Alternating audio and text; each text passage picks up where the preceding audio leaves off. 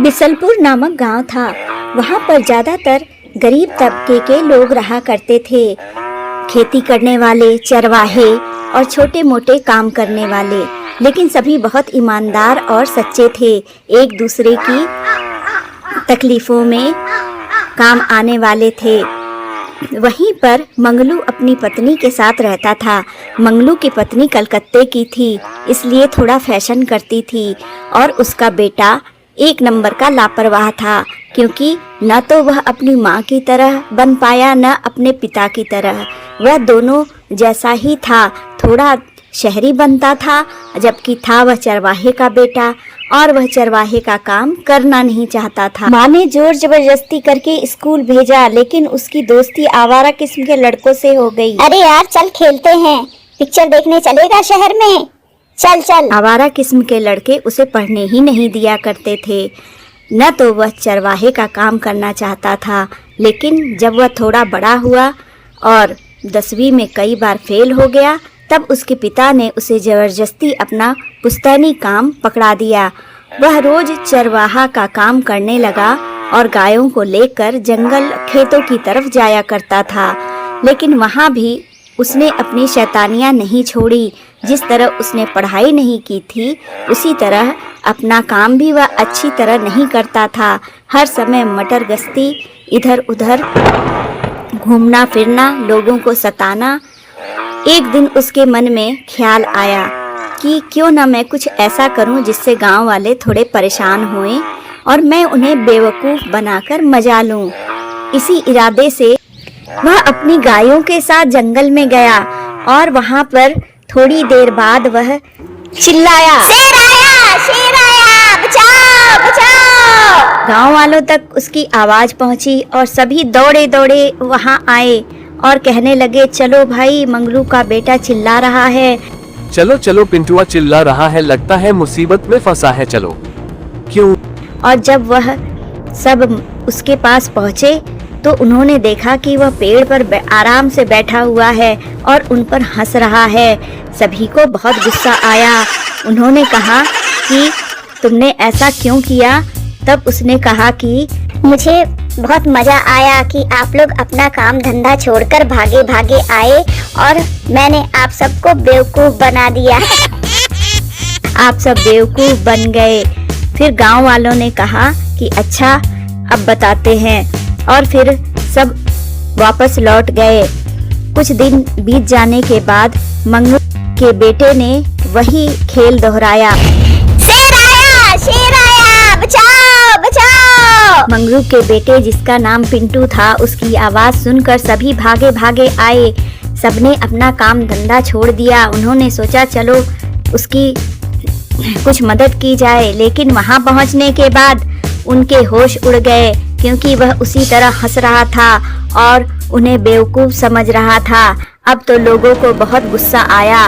कुछ तो उसे मारना भी चाहते थे, लेकिन फिर गांव का बच्चा समझकर उन लोगों ने उसे छोड़ दिया और अपने काम पे वापस आ गए।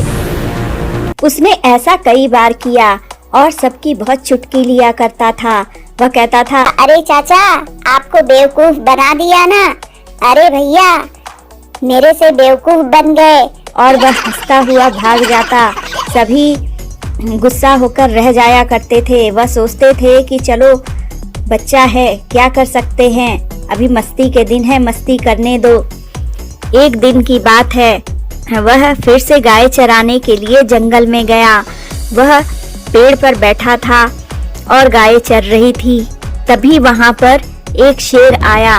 उसे देखकर वह बहुत डरा और चिल्लाने लगा। इतने में वहां पर बहुत सारे शेर आ गए और उसकी गायों को खाने लगे और उसके ऊपर भी कूदने लगे।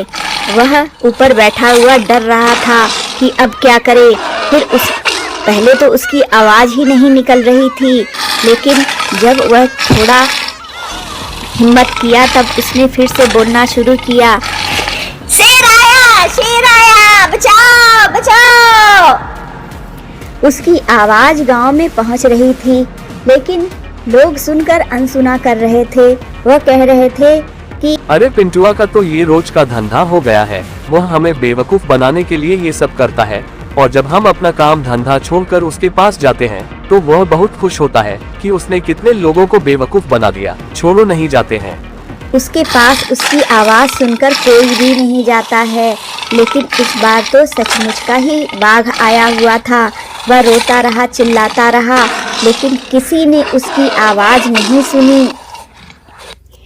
तभी उस जंगल के रास्ते से गांव का एक आदमी जा रहा था। उसने देखा कि बहुत सारे बाघ और पिंटू चिल्ला रहा है। फिर वह भागा भागा गांव में गया और उसने यह सब बात बताई। तब तक उसके गाय को बाघ खा चुके थे और पिंटू भी अधमरा सा बेहोश हो गया था। तब सभी गांव वाले उस जगह पर पहुंचे और उन लोगों ने देखा कि सचमुच पिंटू बाघ के कारण ही चिल्ला रहा था। जब उसे होश आया तब उसके पिता ने कहा कि तुमने अपने लिए यह मुसीबत खुद खड़ी की है, क्योंकि रोज तुम झूठ झूठ का चिल्लाते थे कि बाघ आया, जबकि ऐसा कुछ भी नहीं था। और तुम्हारी इसी शरारत की वजह से जब तुम्हें सही में मदद की जरूरत थी तब कोई तुम्हारे सामने नहीं आया, क्योंकि सबने सोचा कि तुम मजाक कर रहे हो। पिंटू को अपनी गलती समझ में आ चुकी थी। उसे पता चल गया था कि उसके द्वारा किया जाने वाला मजाक उसी के ऊपर भारी पड़ा। अगर वह ऐसा नहीं करता तो गांव वाले सचमुच उसकी आवाज सुनकर उसके पास आते और उसकी मदद करते। फिर उसके पिता कहते हैं कि अब तो हमारी गायें खत्म हो चुकी हैं, तुम्हारी बेवकूफी की वजह से हमारी गायें मर चुकी हैं। अब तुम जाकर मजदूरी करो और अपने पैसे से उन गायों को खरीद कर लाओ ताकि हम अपना व्यवसाय आगे बढ़ा सके। पिंटू को यह बात समझ में आ जाती है। वह बहुत मेहनत मजदूरी करता है और धीरे धीरे करके गाय खरीदता है। वह अपने गांव के बड़े बुजुर्गों से भी माफी मांगता है और कहता है कि मुझे मेरे द्वारा किए गए मजाक की बहुत बड़ी सजा भुगतनी पड़ी है और मेरी प्यारी गायें भी मेरे मजाक की बलि चढ़ गई हैं। अब मैं ऐसा मजाक कभी भी नहीं करूँगा। तो मित्रों, देखा आपने पिंटू के मजाक की आदत ने उसे कितनी बड़ी मुसीबत में डाल दिया। अगर वह ऐसा नहीं करता तो उसकी गायें अभी भी सुरक्षित रहती। तो इस कहानी से हमें यह सीख मिलती है कि मजाक करना चाहिए, लेकिन ऐसा मजाक नहीं करना चाहिए जो जानलेवा बन जाए। मित्रों, अगर आपको यह कहानी पसंद आई हो तो वीडियो को लाइक करें, चैनल को सब्सक्राइब करें। मिलते हैं फिर किसी अन्य कहानी में। धन्यवाद।